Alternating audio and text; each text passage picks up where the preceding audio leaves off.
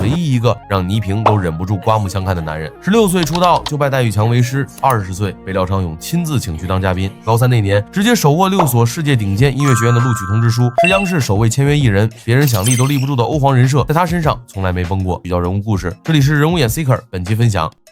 黄子弘凡。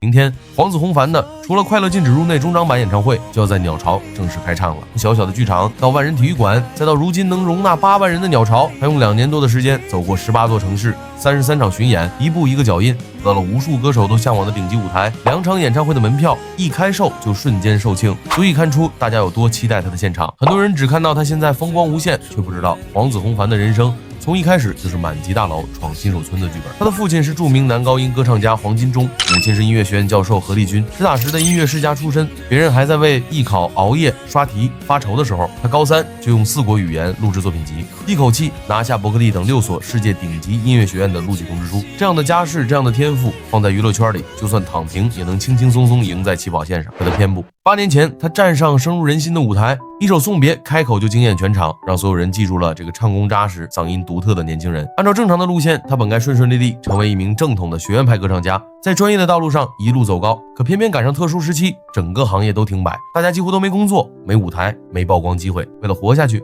为了交房租，他选择开直播打游戏，结果却被很多人骂不务正业、忘记初心。他后来在采访里说过一段特别让人心疼的话，就我没法跟他解释，我说我没办法努力，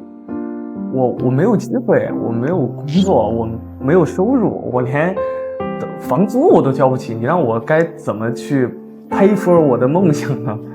正是因为熬过那段最灰暗、最无助的日子，他后来格外珍惜每一个能露面、能唱歌的机会。之后，他一头扎进《名侦探学院》《密室大逃脱》这些综艺，一边当脑力担当，用物理公式冷静解题，一边又在密室里真实尖叫，听各种搞笑表情包。哪怕质疑声一直没有停过，他心里始终特别清醒，不用急着去辩解什么，用好的作品说话比什么都管用。或者他直接用一张又一张硬核成绩单堵住了所有人的嘴，改编西北民歌《妹妹的山丹花》，大胆把电子乐和非遗文化结合，新意十足，直接被央视点名表扬。翻唱《人鱼的眼泪》，单日播放量直接破3亿，一场舞台就彻底坐稳实力唱将的标签，商业价值和国民度双双暴涨。在同一档节目里，他和谭维维合唱《转身即心痛》，情感爆发力拉满，听得人鸡皮疙瘩都起来了。收官时和张靓颖合唱《Tease》，高音说唱切换自如，把一首暗黑风歌曲唱出了极致的情感拉扯，不管什么风格他都能轻松驾驭。前不久的央视百花迎春晚会，他和周笔畅合作如愿，一开口就是封神现场，歌声干净又有力量，直接登上热搜。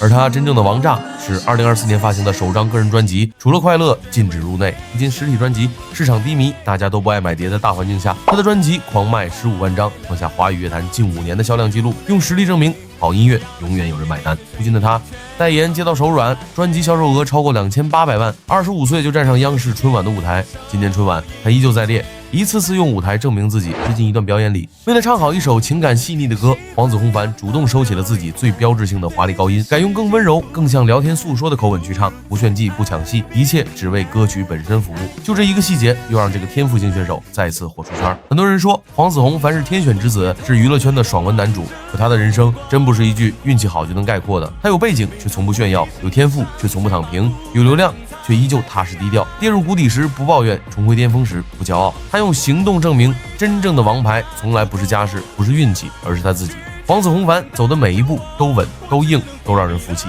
在这个浮躁又复杂的娱乐圈，太多人靠炒作、靠人设、靠背景，而他始终靠作品、靠舞台、靠实力。有实力、有底线、有足够努力的艺人，才真的值得被更多人看见，值得被大家一直喜欢。